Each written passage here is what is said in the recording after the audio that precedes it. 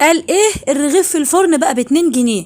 عشان ايه يعني؟ تعالوا النهارده هنعمل مع بعض الفينو الجميل ده، فينو المخابز، حاجه بجد خطيره. هنعمله بطريقه صحيه وبطريقه مغذيه لاولادنا، وجميل واحسن من اللي بتجيبيه من بره بكتير. وزي ما انت شايفه كده هش جدا وطري جدا معانا، وما شاء الله فيه بقى ايه من جوه اللبابه بتاعته بتاعت زمان اللي احنا افتقدناها دلوقتي عن الرغيف الواحد يشبع العيل. طب تعالوا كده بقى نعمل شويه الفينو دول للولاد في المدارس بطريقه سهله وبسيطه. قبل اي حاجه نسمي بالله ونصلي على الرسول، ويلا بينا في مقاديرنا على طول.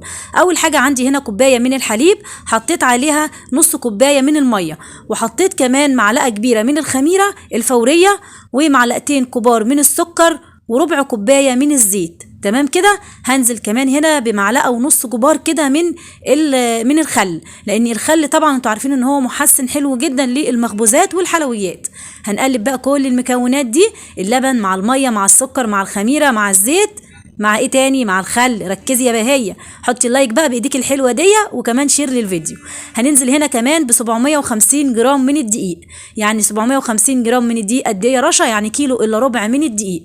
تمام كده. هنقلبهم بقى كده، ونبدا كده ايه حطينا عليهم كمان ربع معلقه صغيره من الملح، هنبدا بقى كده نعجن العجين بتاعنا بالسوائل بتاعتنا. خدت مني بقى قد ايه سوائل العجينه بتاعتنا؟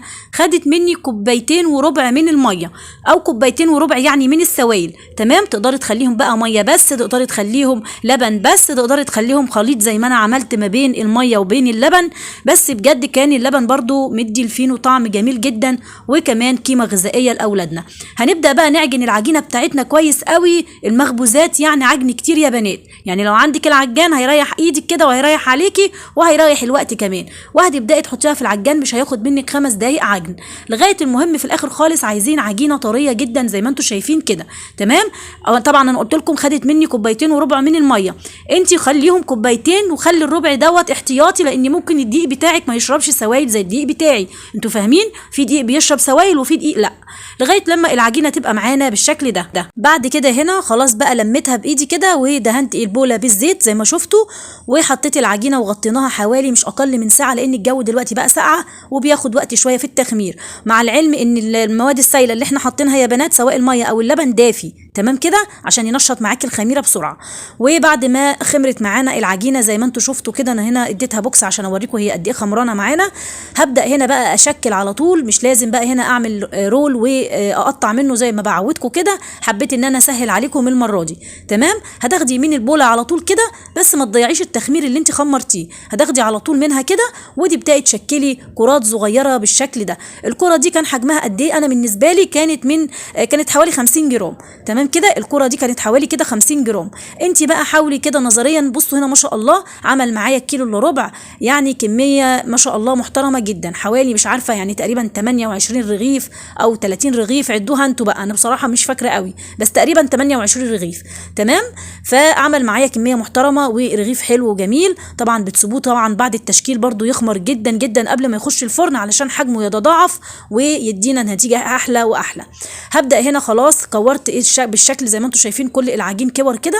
بدات احطه في بوله مدهونه بالزيت او طبق يعني، وغطيته طبعا عشان العجينه معانا ما تنشفش.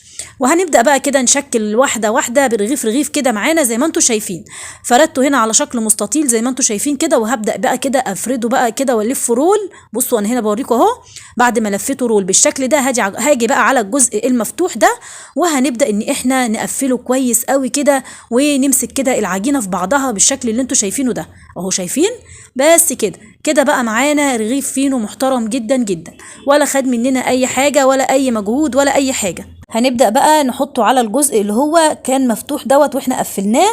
وهنبدا بقى نجيب الصاج بتاعنا او الصينيه بتاعتنا، ندهنها دهنه بسيطه كده من الزيت، وهنبدا نرص فيها ارغفه الفينو بتاعتنا. تعالوا اوريكم واحد تاني واحنا بنشكله اهو.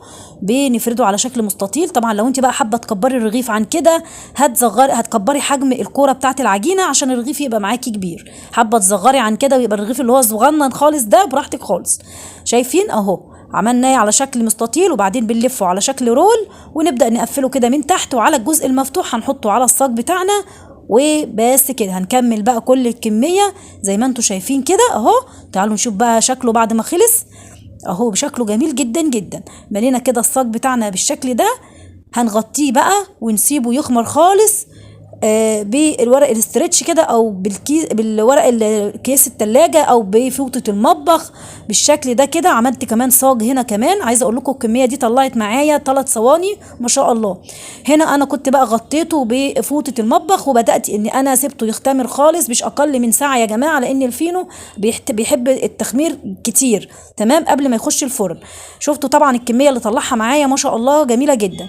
هنا بعد ما خلاص الفينو اختمر معانا بالشكل ده، هبدا بقى هنا اجيب كده شويه من اللبن وهبدا اني انا ادهن وش الفينو بالحليب بالشكل ده كده. وبعد ما ندهنه بالحليب هنبدا بقى عندك بقى سمسم تحطي عليه، حبه تسيبيه زي ما هو كده سيبيه.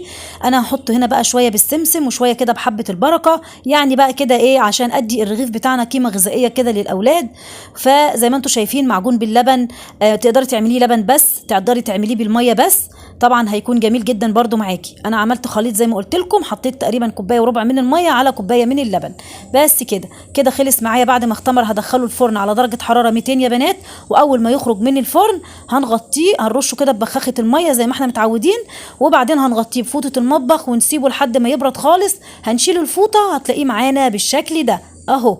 ولو لقيتيه لازق معاكي شويه في الصاج بتجيبي اللي هي المقصوصه دي او الكبشه اللي هي المستطيله دي او اسمها اللي هي الحاجه الفنوعه كده، وبتطلعي بيها كده الفينو هيطلع معاكي بكل سهوله عادي.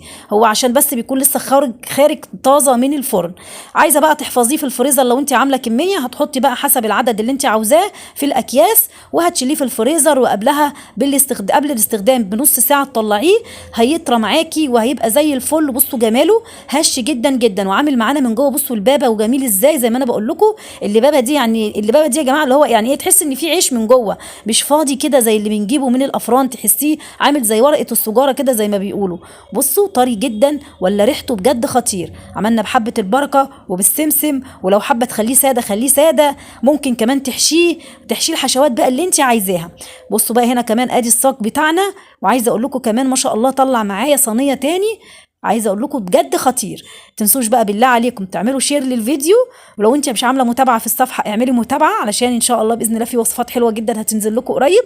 كمان حبايب قلبي ما تنسوش تعملوا شير للفيديو ولايك، وزي ما قلت ايه متابعه في الصفحه. اسيبكم في امان الله ومع السلامه.